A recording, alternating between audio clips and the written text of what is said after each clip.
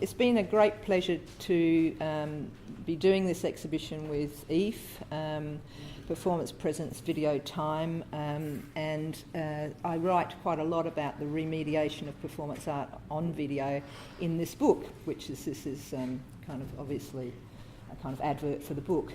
But what I'm going to do today is talk about what I'm calling, well, not just me, but I've kind of calling it a renaissance in performance art now, and that has been going on for, I guess, the last 10 years. Most of the work at AEAF is post-2000.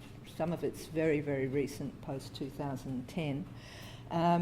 But of course there's a genesis to all of this, and I wanted to start with I wanted to do the lecture, which is called Renaissance in Performance Art, trying to take you through a trajectory. And I was saying to a colleague on the way over that because you're an art school audience, I'm really primarily concentrating on visual analysis of the images that I'm going to be showing, but I am going to segue into relational aesthetics towards the end of the lecture. And if you all look like you're going to nod off, I'll kind of skip that page, but you should know about Borio. But anyway, so I'm going to start with body art today, then look at ritual, which has had a kind of re-emergence after the 1970s.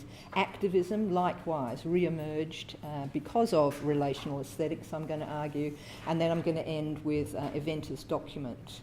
And most of the examples that I'm going to look at are certainly Australian. I think I've got one non-Australian in the presentation, and most of the works are works that you can see at AEAF, and the exhibition's only on for one more week, and we're finishing up with a symposium next Friday, and Fulvia has got some handouts for the symposium. It's free and everybody is really welcome to attend, and it's at the University SA. So to start,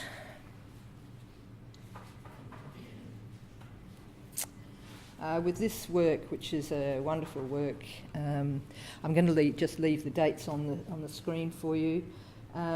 It's a work by called Arterial by a group that called themselves Zen Voodoo, which is Fiona McGregor and Anna Wojak. And I'm going to start with looking at this because it's a blood work. And we know when we think about blood and we think about art that blood's a dangerous kind of material. It's also a medium that's around us all of the time. So in a society in which we live where we're amidst wars and real death and the detention and persecution of people, of course in this time blood's spilt.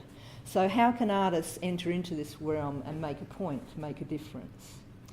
Fiona McGregor and Anna Wojak collaborated as a performance art duo under the name Zen Voodoo from 1999 until 2008. They no longer produce works together, but they do produce works as individuals, and some of those works are in the exhibition as well as this work. So initially they performed at parties and cabarets in the late 90s and early 2000s. And this was in the Sydney club scene. And then they moved into theatre and gallery-based performance work.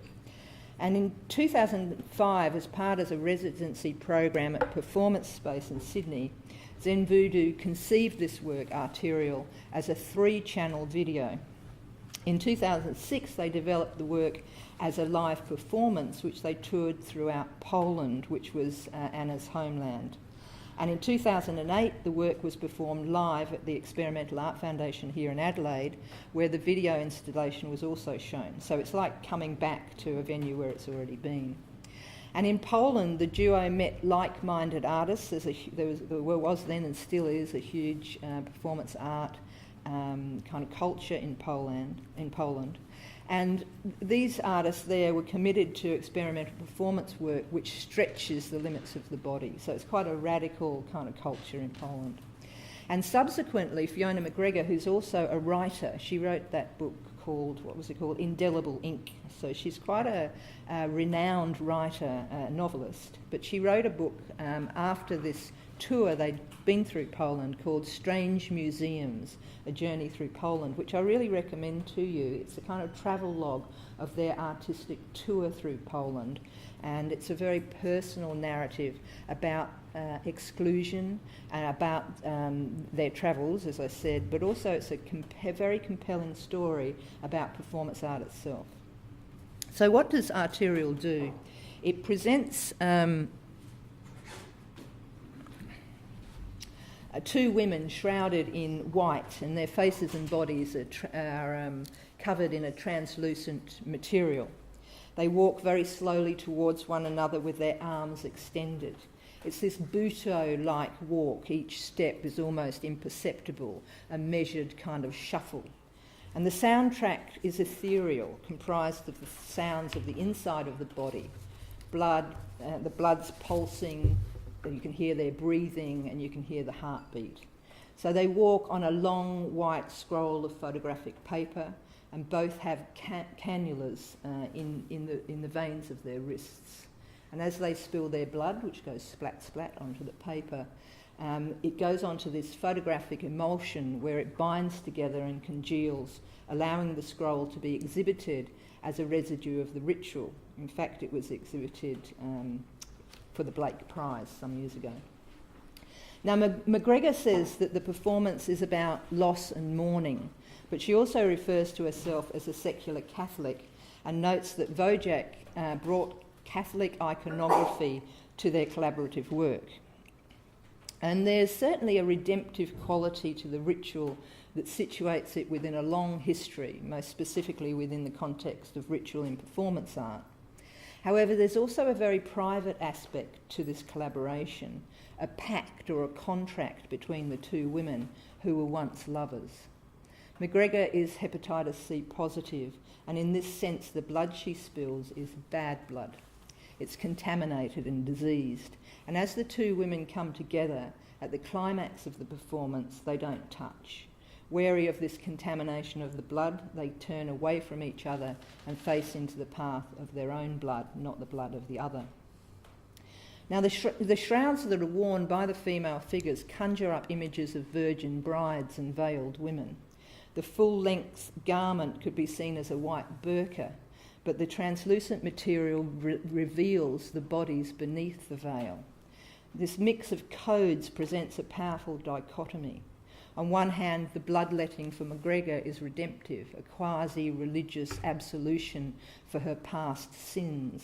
But in this instance, the spilling of blood conjures the draining of life from the brides who traditionally promise to bring life into the world.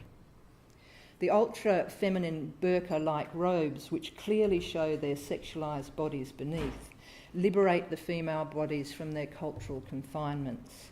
The failure to conceal the bodies of the veiled women was particularly pertinent in Poland, which McGregor describes in her book as a profoundly homophobic society. So this is where the exclusion of these women from this performance art scene kind of comes in the book. So the women literally bare themselves, and yet they are not seen, certainly not in Poland, because their homosexuality is invisible. This is a work, a solo work by Fiona McGregor called You Have the Body. And it was performed to an audience of one, or the audience came in one by one, in Melbourne and in Newcastle in 2009. In this intimate event, the viewer becomes a collaborator and brings the work to fruition. When I booked to see the performance, I was told that it was a performance for one person at a time. And on arrival, I'm hooded and my hands are tied behind my back by an attendant. She leads me through a space. She says, turn left, turn right, walk ahead. We arrive at a destination. I'm unbound and told I can take off the hood as the attendant leaves the room. I take off my hood. McGregor sits before me in her underwear. Her legs are bound to a chair, her hands are free, and her lips are sewn shut. Her eyes penetrate my gaze. Do I speak? She can't. I am the judge and there's no jury. I stumble for words, and I've seen a lot of performance art, but I really stumbled for words. What was I going to say? How was I going to retrace these conceptual steps? And I just ask these kind of banal questions that I know that she can't answer. And I'm aware that my questions are stupid questions. I ask her, is this a political statement? She nods to affirm. I want to pursue this, but the artist is mute. Other people cried. A relative dragged her from the room, Paul Kelly in fact, and kind of dragged her out and wanted to save her and unbind her. So this very intimate one-on-one performance was a very challenging encounter, even for someone like me who's seen a lot of performance art.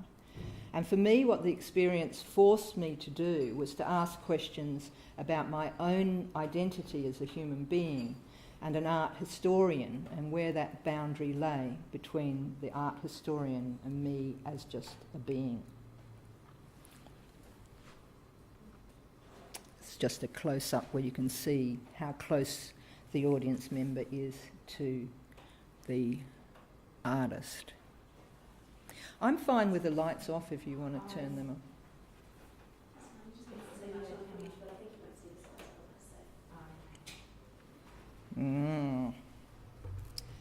The PowerPoint is not reading this slide because I thought I resized it.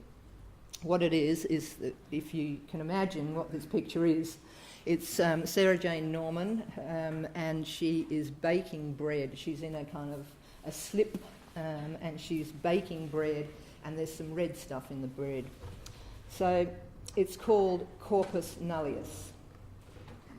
In 2011, Sarah Jane Norman, an artist of mixed British and Indigenous Australian heritage with ties to the Wurrunganao and the Wurundjeri nations, performs Corpus Nullius, Blood Country, at Performance Space in Sydney. For the person that's just came in, this is a woman baking bread, but we have the PowerPoint can't actually get the slide up because it's too big, which is good, I think, especially because it's Sarah Jane. And this was another intimate spectacle. She called it a meditation on skin, violence, hooved animals, and Victorian parlour craft. The action involved the artist inscribing the words nullius across her breastbone by piercing small pearl-headed pins into her flesh, whilst she was, in another action, embroidering the word nullius in red thread onto a sheep's hide. I'm talking about the wrong work here. What am I doing? Yes, I am. So this is not a picture of a woman baking bread. This is a picture of a woman with the word nullius written across her breastbone. I'm sorry about that. I always think it's the one with the bread that doesn't come up. But okay, so she's kind of like tattooed across her breastbone the word nullius, corpus nullius. And then what she does is she sews the word into the word land, terra, in red thread onto a raw sheep's hide. So here this colonial land, the terra nullius, is which is made rich, of course, in our colonial history, on the back of sheep, is juxtaposed to the native skin of this woman, the absent nothingness that was ignored, neglected and abandoned.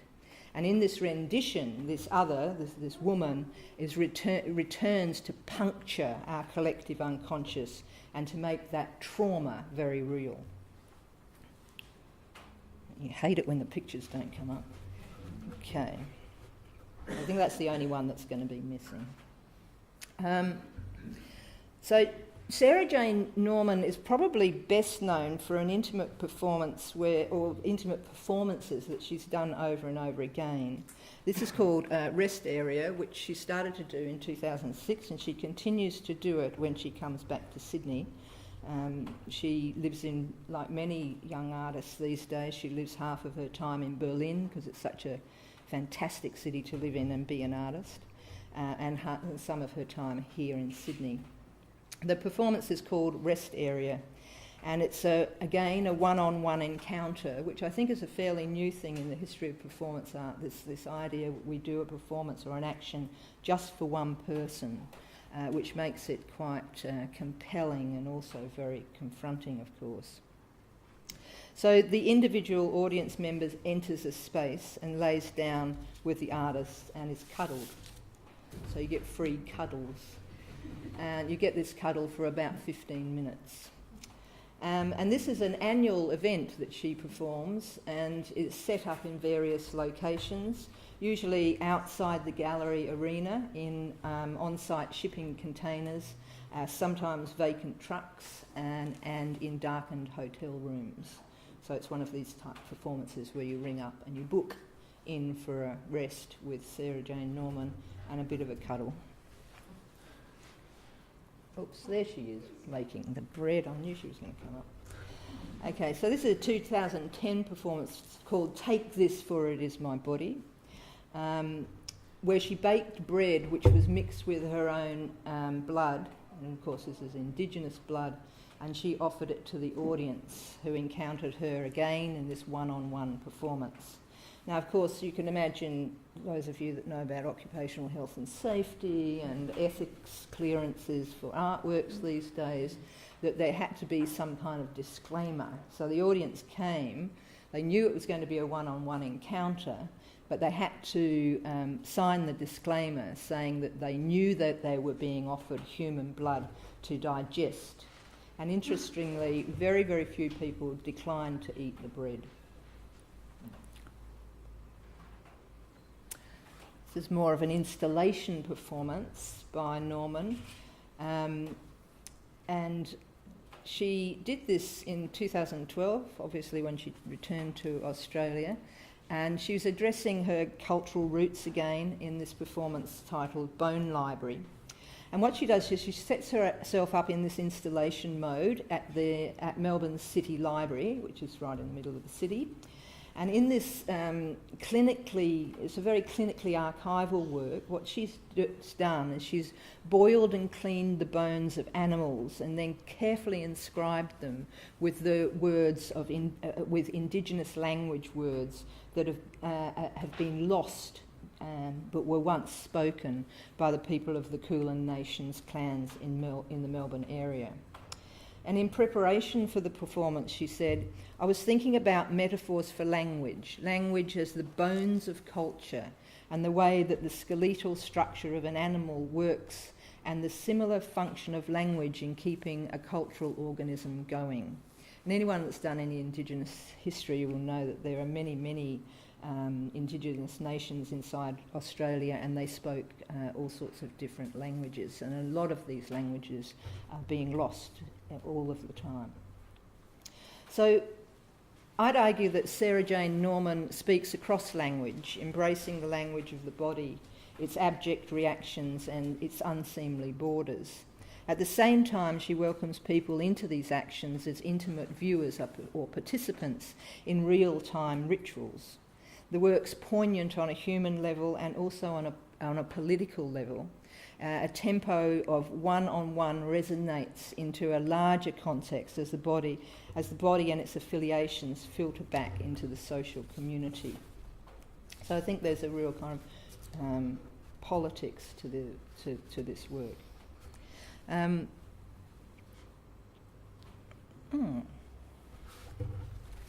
Mike.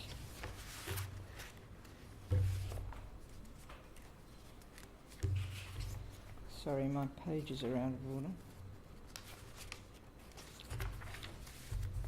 Okay, Mike has been censored.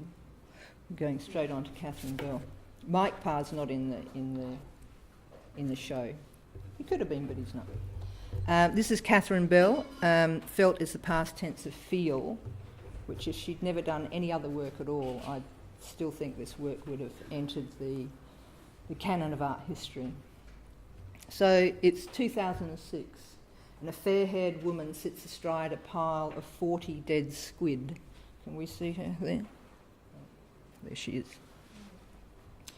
And they've all got their eyes and their tentacles and their suckers and their ink sacs intact. She's dressed in a pink felt suit, which she's fastened over a suit that her father wore to weddings and funerals. The felt suit is also a homage, of course, to Joseph Beuys's grey felt suit from 1970. And it's the suit of her father that he was going to be buried in, but they changed their minds and he was buried in something else. So it's a kind of mourning ritual to her father, but also in a strange, as I said, homage to Joseph Beuys. But what's happening here is I'm watching a video performance by Catherine Bell. The performance was set in a town hall where the stage area was painted black so as to create a kind of void. The female figure and the squid are brightly lit, and in the video, Bell proceeds to suck the ink out of each animal and spit it over the suit until it's almost saturated in black.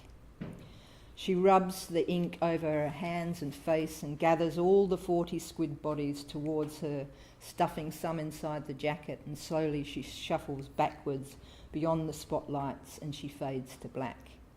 This endurance work lasts 60 minutes and is recorded in real time on video with a static video camera, like what I like to call the dumb video camera that's just in front of the action, and it's not moving or panning or anything. And I decided to include the whole 60-minute durational work in the exhibition at AEAF, so if you've got the stomach for it, you can actually see the whole 60 minutes. And it's also a smaller screen embedded into the wall which shows close-ups of the artist. Oops, sorry. This kind of thing. So the performance is primarily a cathartic and empathetic response to her father's death. She says, "I imagine my father's body dressed in the coffin. The outfit would be drenched by bodily fluids, just as the suit I wore for the performance is now stained and stiffened by the squid ink. The outer felt suit was subsequently exhibited as a relic of the performance, not in our exhibition. It's not. I have a particular opinion on the kind of relics of performance, so I decided to have no relics in the exhibition at all. But Catherine likes to exhibit the suit, wanted to exhibit the suit, and is going to do a paper about why she couldn't probably exhibit the suit at the symposium.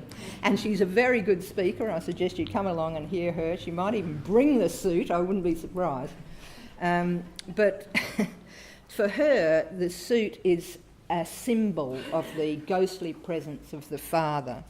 And it evokes the stench of his body breaking down. And she says the performance is analogous to shamanic curing ceremonies devised to overcome a fear of death or the guilt of inflicted death.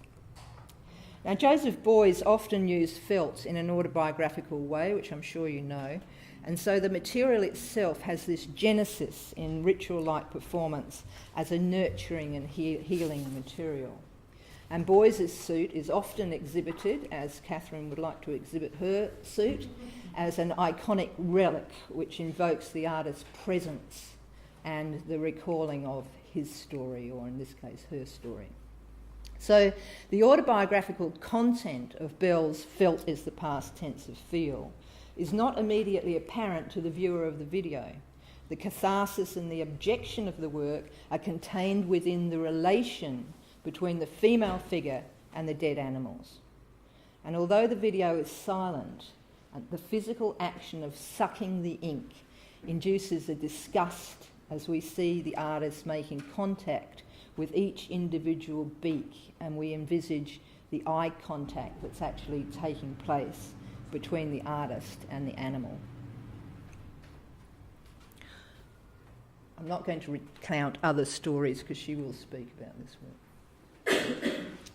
So after doing the body and then ritual and kind of mixing both of those things up, I guess, I'm going to look at activism. And this is a very powerful work, in my humble opinion, called Tankman Tango. So Deborah Kelly, who resides in Sydney, is a young artist from Sydney, presents provocative activist art and works across a range of media. She doesn't just produce video. or performance.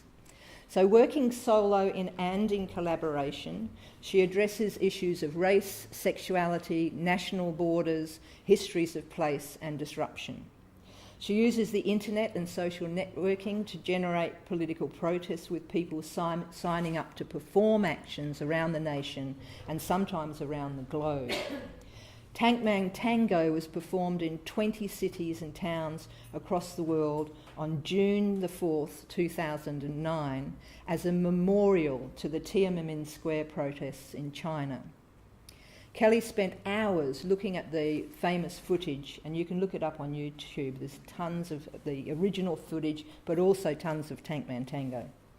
So she spent hours looking at this footage of the man who stood before the advancing column of military tanks after the massacre at Tiananmen Square. So the man's just got these 2 plastic shopping bags. And as the tanks tried to move around him to get past him, he waved these shopping bags to ward them off. And he became an international symbol of courage against tyranny. So I'll leave it on that one for the time being. So working with the choreographer Jane McCarran, Kelly created Tankman Tango and posted the video of the performance artist Tik Kim Pok, who's here, dancing the steps onto YouTube. The footage included a short narration by Kelly, which ended by inciting people to forget and to do the tango on June the 4th, 2009. And there are numerous, as I said, versions of the dance now available on the internet with dance instructions in tons and tons of languages. So it's a really good example of a kind of art protest intervention that goes viral by a social networking. A very clever organisation. Kelly's also worked in collaboration with the art collective boatpeople.org, who have systematically created public performance events and installations to bring attention to the repressive policies of successive Australian governments concerning immigration. And I show you their work, Muffled Protest, which again is at AEAF. It's a powerful projection in the gallery. So in response to a federal election campaign in 2010, votepeople.org invited people to join a public protest by wrapping their heads and faces in replicas of the Australian flag to represent the ways in which people are blinded by nationalism.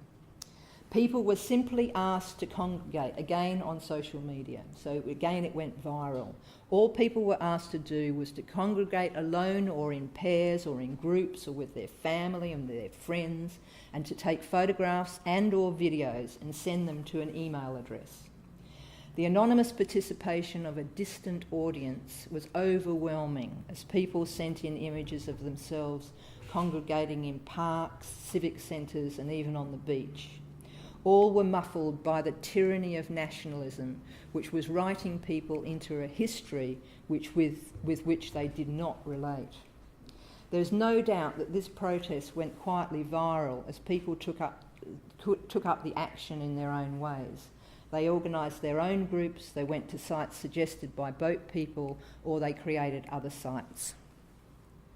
So these are like gentle calls to protest that go out and people respond, all sorts of people. Now these initiatives can be likened perhaps to flash mobs, but they have a real political intent. They use the same means of production and distribution, but they ask people to take a stand on specific issues. The events are a clear demonstration that Australians are engaged but disillusioned with democracy and its consensus politics, which speaks to a generic public fashioned from polls and overdetermined by shock jock media cowboys. Kelly doesn't know the people who contribute to her events, and along with boatpeople.org, she creates possible scenarios for political protest. The success of Tankman Tango throughout Europe, North America and Asia is a testament to a methodology that provides a strong platform but doesn't cajole the participant, doesn't force people to participate. The choice of whether to be involved is left to the individual. Now, I'm including this work, which isn't actually in the show, but Ash has been working down on your festival centre, I've noticed, doing a painting down there. So you can see the real thing, or something done by him.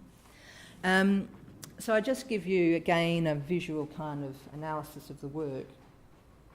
A man works in a field on the outskirts of a city where huge trucks transporting food and commodities meet in the dead of night or the early hours of the morning. The artist approaches his canvas, a tilt slab concrete warehouse which serves as a container for the trucking industry. Plonked in a field without architectural intelligence, the structure blocks the view of the rural landscape. Ash Keating's West Park proposition is an 8-hour endurance performance where he paints an expansive wall measuring about 10 by 50 metres. It's huge.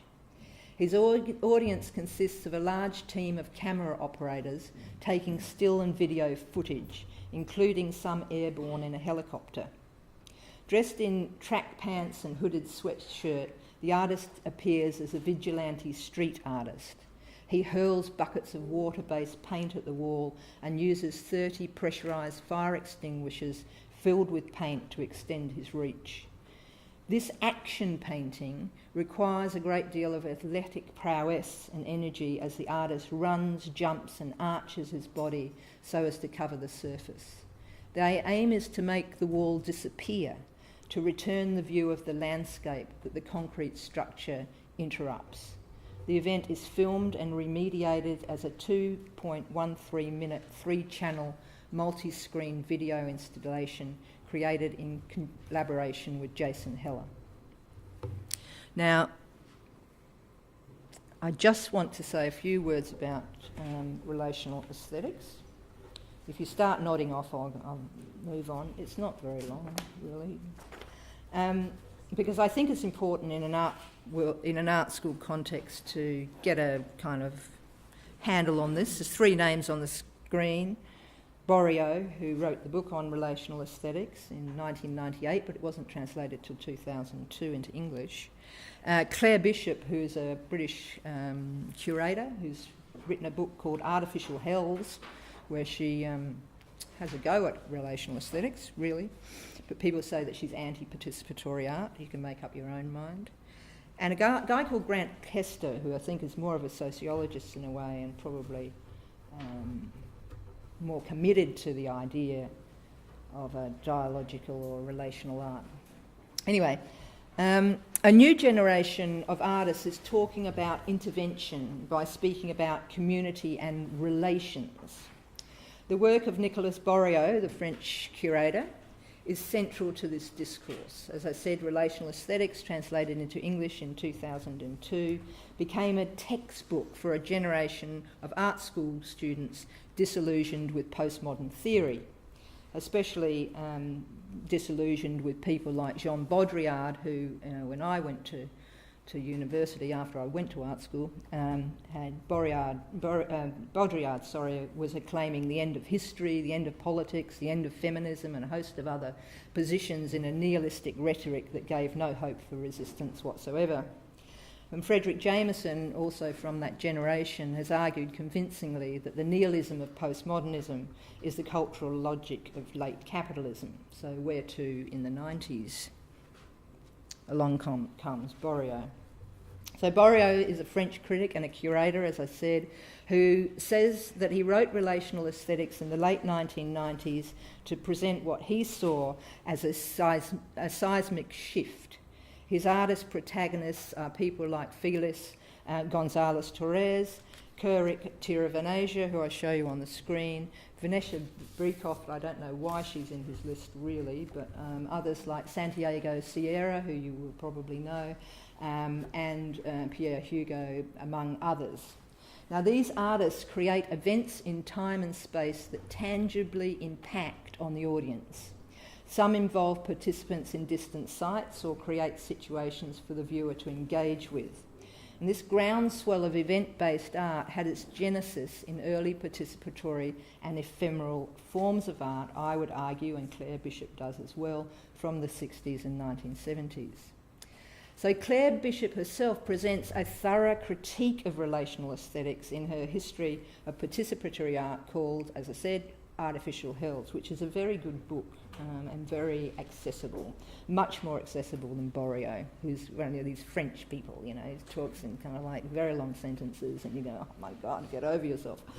Whereas Bishop is very straightforward. Now Bishop provides a useful description of what she calls the expanded field of relational practices, and in this expanded field she includes socially engaged art, community-based art practice, experimental communities, dialogical, which is just a fancy word for art which is about conversation, dialogue, litorial, same thing, participatory, interventionist, research-based or collaborative art. Now at AEAF we have quite a now well-known Australian Berlin-based artist, Alex Martinez-Rowe, who's got a very good piece in there, which is, now if I said it was relational aesthetics, Alex would probably give a whole lecture herself about how it's not relational aesthetics, but it's definitely, from our position in this conversation now, it's definitely influenced by those things and also by the relations, but also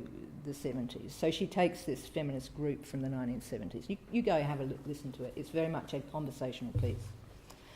Now, getting back to Bishop, she's both positive and negative in her assessment of these kind of works, and what she fears is that in the West, in our Western world, relational and or participatory art is compromised by the agendas of neoliberal governments which campaign for social inclusion. So there's a really interesting twist that happens theoretically here.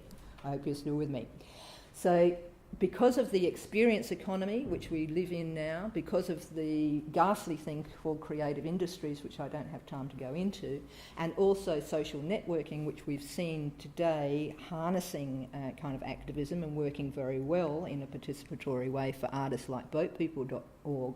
But because of all these things, these can be harnessed. A theorist once said years ago, and I always, her name was Kay Salar, and she didn't really make a big career being a theorist, but she wrote this one paper, and in this she tells the story. She says, you know, that capitalism and patriarchy and all these kind of isms, they're like octopuses, and they go out to the margins and they get all this stuff there, like diesel jeans, you know, like went to the street kids of New York and, you know, came in and then they sold these things to, you know, white middle class Australia, amongst other things, and toned down all of the kind of radical cred to it. So Bishop thinks that relational aesthetics is going to do this for political, community-based, whatever art. It's going to kind of soften it down because it's going to sell it to the experience economy. And we will hear more about this in the symposium because artists will be talking there and also curators about how the things like relics from performance, this is why I'm not into relics from performance, are seen as originals by the museum and then have an enormous amount of value because the value that is attributed to that relic is about the artist's presence. And so here we go galloping off to the creative genius artist again. So all of these things come back, but Kay Salar, you know, there's kind of octopus stuff happening, coming back into the centre, whoops, that just was bad for the video, coming back into the centre and being sold back to us. But we might also say that we can't escape where we're at. Can we escape the kind of capitalist economy, which is always going to sell us things that are on the edge because they're always looking for the hip alternative. But if you want a critic of the relational, Claire Bishop is your person. Now I'm going to skip over the next bit. Kester you can look up yourself. I've got a great deal of respect for Kester because I think he's outside of the art world, and I think that where he's talking about the relational and the dialogical and the conversational, etc., is more interesting sometimes than how the art world's dealing with it. Because there's a whole lot of other people that are doing participatory work. What time am I supposed to finish? Now-ish. Oh, okay, all right. All right, well, I'll just end by... Keep going. Hey? Just keep Just keep going? Okay. Okay, if you leave, just leave quietly. Okay, so, or now loud if you like. So just to show you what might go wrong with the relational. This is Marina Abramovich, who of course is coming to Mona in Tasmania. It's going to be in Sydney, thanks to John Caldor, who we love to sometimes like and sometimes hate. This is Marina Abramovich, you know, the great diva of performance art. And it's a piece that she did for the annual gala dinner of the Los Angeles Museum of Contemporary Art in 2011.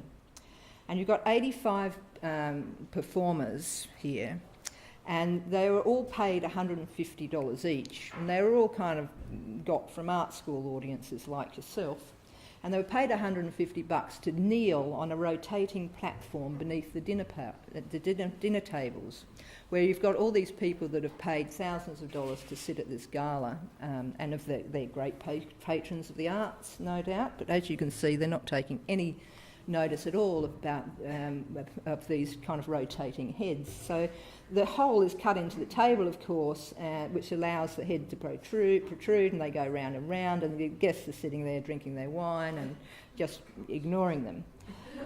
Now, we might say that, like Santiago Sierra's work, which you will know through Greenaway Gallery here, I believe, where he invites war veterans, for example, to come and stand in the corner of the room and do nothing. There's a delegated performances.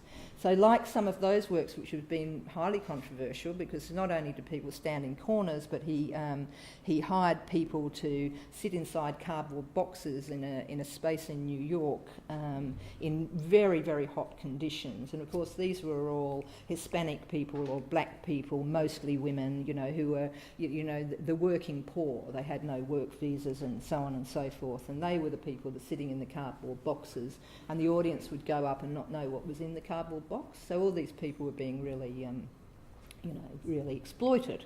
Right? And you can imagine the ethics that starts to go around these works. Now Santiago Sierra would say that he's just showing us that, you know, this is how people are exploited, but surely he's also doing the exploiting, something for the ethics class. Now, I just wanted to end on my point about this theme I had in here, event as document, because Tom Nicholson's in the show, and I think it's interesting as another kind of form of where performance is at the moment. So there's a trend in contemporary practice where documents now stand in for events. And this is not surprising because performance art is primarily known in history through the documents that it leaves behind. But recently there's been an interest in the document in itself, and artists have started to make works where traces of events that may not have happened are actually being exhibited. Now, such works are sometimes called post-action documents, whether or not there was an action in the first place or not. And in some respects, this is not new, but the intention is different. Now, we will all know this slide, Yves Klein's Leap into the Void from 1960. So this is a historical manifestation where, of course, Yves Klein didn't, well, he did jump, but it's a trick photograph, right? But it's a document of an event that didn't actually happen exactly as it's documented. And Tom Nicholson has made a career, not a career out of this kind of trick, but he's looked at this kind of work. He thinks this work is very important work, the Yves Klein work, but he makes actions which are, again, political actions. They're underpinned by political intent, but they're events where history is tweaked completely. So I'll just talk about this work, which is in the show. Action for 2 p.m, Sunday the 6th of July, 1835. He did it in 2005. Got it there? Yeah. So what he did was he blitzed a poster all over Melbourne over 10 consecutive nights. So thousands of these paired images were pasted up. The slide you're looking at and the video that's in the show shows the ghost of Tom actually doing this paste up. So the posters, what they depict is the escaped convict William Buckley, who scandalously lived with the Warrawong people in the Glenelg district for 32 years. And the poster reads, 2 p.m, Sunday the 6th of July, 1835, public meeting, raised flag, Bengal, indented head. The meeting was advertised to take place on the day that Buckley arrived at the European encampment, which is now called Indented Head, and he was to meet John Batman, who is, famously the founder of Melbourne, or so-called founder, white founder of Melbourne. And what Buckley wanted to do was to negotiate non-violent relations between the settlers, who have founded Melbourne, and the Aboriginal people. Now, Anthony Gardiner presents a very lucid critique which concentrates on the way in which Nicholson harnesses the slippages in historical time. So what we're getting with Nicholson, I'd argue, is a kind of an insertion of a kind of conceptual conceit in a way. And it's most apparent in this particular action. And Nicholson often uses this strategy as a way of opening up a dialogue on history and asking the viewer to imagine another history. What if we could now attend this meeting where Buckley met Batman, hence the posters? What would we witness and what would we now say? It's this reimagining that Nicholson brings to the table of socio-political critique. It's not a soft politics, as one critic has argued, or I'd argue it's not a soft politics. Rather, it's an invocation to resist the past in order to correct the future. And Nicholson himself says, the archive is a way to address the future, the notion that the possibilities contained within our past are not yet here. Right? So we can actually change the past. So the medium, the street poster, was used to stress an ephemeral quality, something that is pasted up and often covered over very quickly in the life of a city. But the poster is also an announcement about the future. Nicholson says, in a basic way, it was an attempt to figure an ambiguous and complex historical moment, an encounter in prospective terms. So the artist is interested in activating the muteness of the historical archive, but he's also aware that in doing so he anticipates another narrative, one that travels from the past into the future through our own imaginations. So what I've tried to do here, just in concluding, is to argue or to try and present to you that there certainly is what Claire Bishop would call a social turn. She talks about the social turn, we might say the political turn, in recent contemporary art practice. What I've been calling also a renaissance in performance art. There's certainly one in Australia, and when you see the exhibition you'll see that many of the artists are younger artists, and a lot of them are women. Now this wasn't intentional on my part. I didn't kind of wade into this as a card-carrying feminist and say I'm only having women in the show. It just is there that in the demographic there's a lot of women doing this work. Now this has happened very quickly in Australia, and it's in response to events internationally, some of which have been associated with relational and what sometimes called dialogical aesthetics. But as I stressed before when I mentioned Alex Martinez-Rowe, the artists considered here and in the exhibition don't necessarily embrace these terms. In fact, Deborah Kelly is very fiercely critical of relational aesthetics because of neoliberalism and how it's being taken on board as part of the experience economy.